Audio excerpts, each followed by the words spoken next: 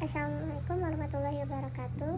Perkenalkan, nama saya Fania Yolanda, NIM 2111024313153 di kelas N. Di sini saya akan menjelaskan pemahaman saya tentang modul 1, 2, dan 3. Modul 1 yaitu tujuan, pengertian, pelaku, dan perbedaan bisnis. Modul 2, tanggung jawab sosial perusahaan. Modul 3, bentuk, hukum, lingkungan, kebaikan, dan keburukan perusahaan. Modul 1, tujuan bisnis. Seorang pembisnis tentu memiliki tujuan yang jelas, yakni antara lain kebutuhan yang beraneka ragam, kebutuhan dan keinginan, keuntungan atau laba. Kebutuhan yang beraneka ragam. Awalnya bisnis adalah bertukar barang atau bertukar jasa. Karena pada masa itu belum ada uang, sehingga barter antara barang atau jasa sekarang pun hampir tidak berubah, yakni orang berbisnis untuk mendapatkan uang dan uang akan dibelanjakan untuk memenuhi kebutuhan yang belum dimiliki. Yang kedua, kebutuhan dan keinginan. Kebutuhan pada dasarnya terbatas, yang tidak terbatas adalah keinginan. Orang berbisnis untuk memenuhi kebutuhan hidupnya. Namun setelah kehidupannya terpenuhi, lahirlah sebuah keinginan yang harus dipenuhi. Orang terus bertambah seolah-olah tidak ada batasnya, dan akhirnya bisnis terus berlangsung karena dorongan keinginan yang kuat untuk mendapatkan lebih.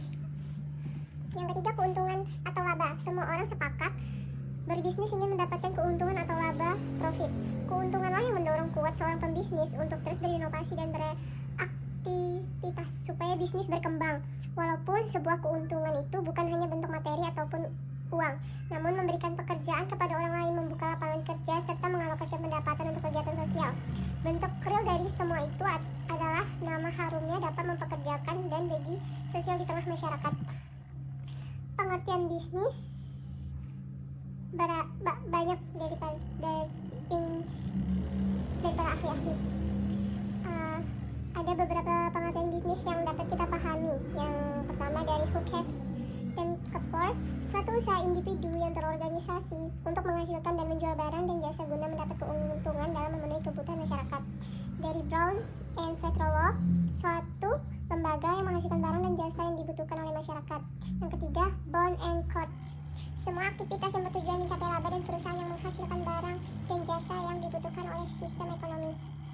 Ada juga dari Alan Afua, dari Masalman and Jackson.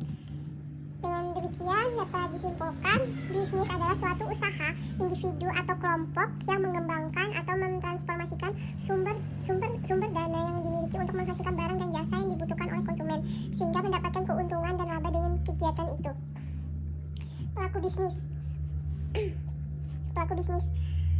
Menurut Jeff Madura, ada lima pemegang kepentingan dalam berbisnis atau berusaha.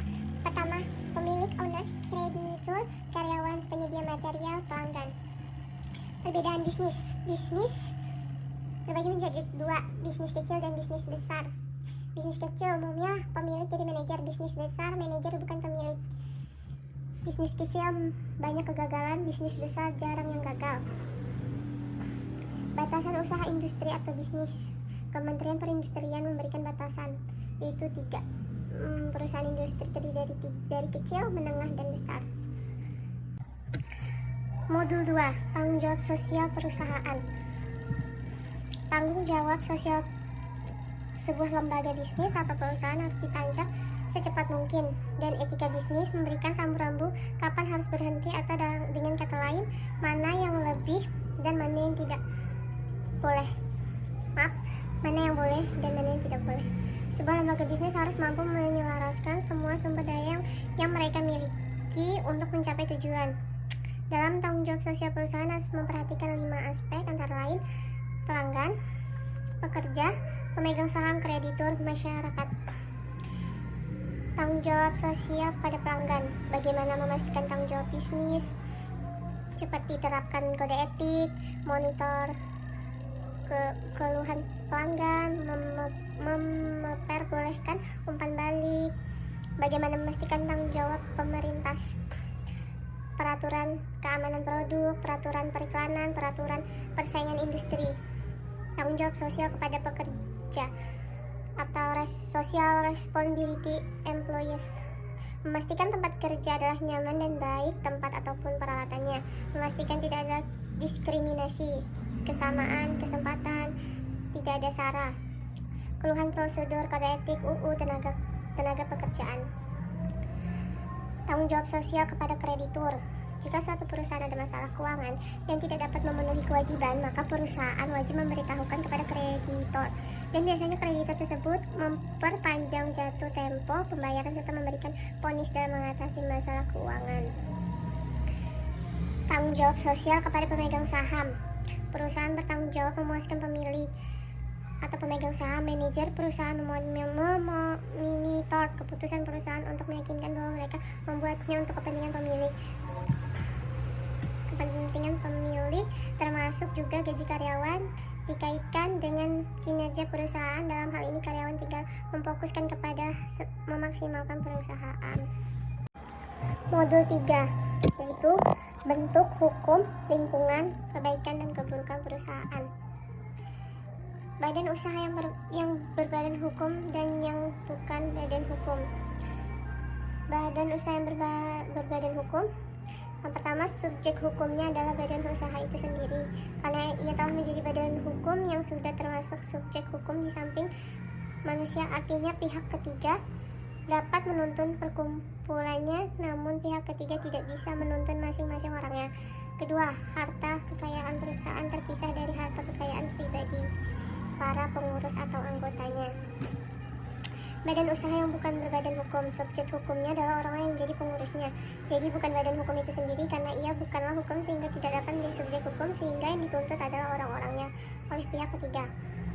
Kedua, harta perusahaan bersatu dengan harta pribadi para pengusaha atau anggotanya.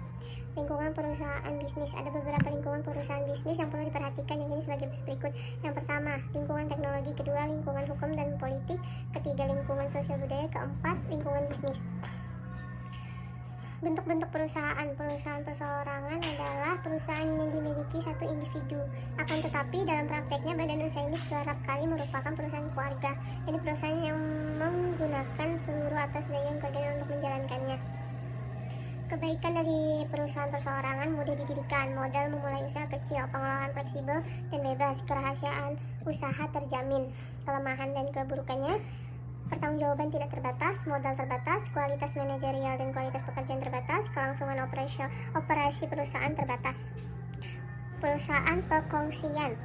Perusahaan perkongsian pada umumnya tidak banyak berbeda dengan perusahaan perseorangan. Salah satu poin penting adalah mengembangkan sumber daya yang dimiliki kedua belah pihak untuk kerjasama di bidang usaha yang diminati bersama. Kebaikan perusahaan perkongsian: lebih banyak modal dapat dikumpulkan, lebih banyak keahlian yang diperoleh, umur usaha lebih panjang. Kelemahannya: perusahaan perkongsian masih terdapat masalah tanggung jawaban yang tidak terbatas. Bentuk-bentuk perusahaan. Perusahaan perseorangan terbatas, kepemilikan usaha, kepemilikan perusahaan perseorangan terbatas, perseorangan terbatas, tanggung jawabnya terbatas, pengelolaan lebih profesional, keburukannya pendirinya lebih kompleks.